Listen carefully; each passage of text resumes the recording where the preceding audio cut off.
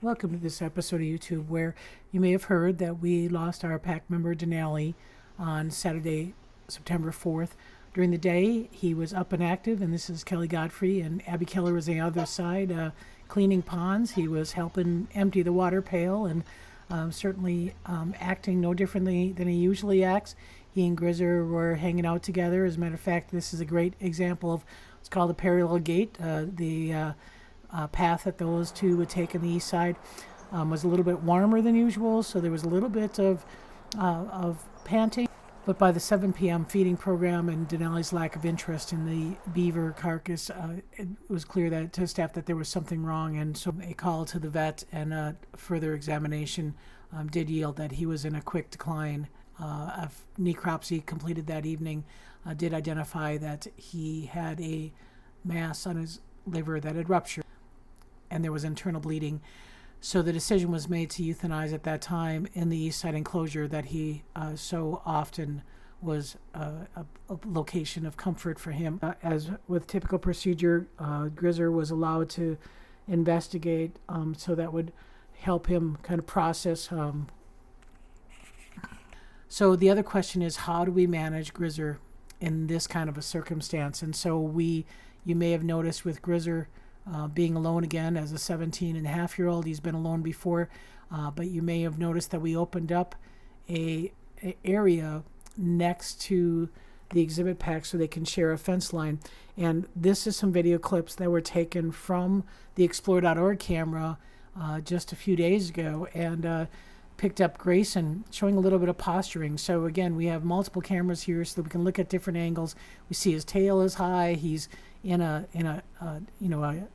excited state, running along the retired fence line, and certainly if you look closely, you'll see Rika's head coming out of the medical pen. This is an area that she seeks his comfort. She sleeps in there at night. It's full of hay. It's something that she was familiar with as a pup. It's just her preferred sleeping spot. And so then if we switch to Grizzer's camera, you can see him face to face with Grayson, and you see him pawing a little bit, certainly not intimidated at all by Grayson's kind of posturing. And so the nice thing about having that camera, our cameras are synced by time, so we can go between our camera and be able to look at what the reactions are from both sides of the enclosure. So we've been keeping this gate open. We did a barricade, not only a wood panel that has hardware cloth so that no teeth or noses can go through, but we also put a secondary panel, a metal panel that is bolted to the gate to reduce any risk that there would be any kind of biting or grabbing through the fence. And so you can see Grizzer, I'm very interested in coming out. I'm going to leave the camera on this angle for another couple of weeks yet to really kind of analyze how this is working out for Grizzer. But so far what we're seeing is right away in the morning, this is the first place he goes to be able to see the exhibit pack. Sometimes the exhibit pack is there, sometimes they're not.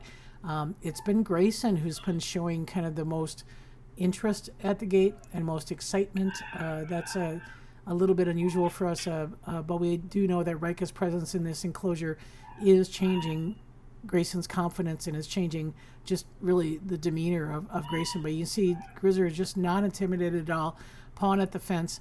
That's a place now where he goes into the vestibule kennel area where he can look out the window and look into the wolf yard. So he gets a lot of stimulus that way.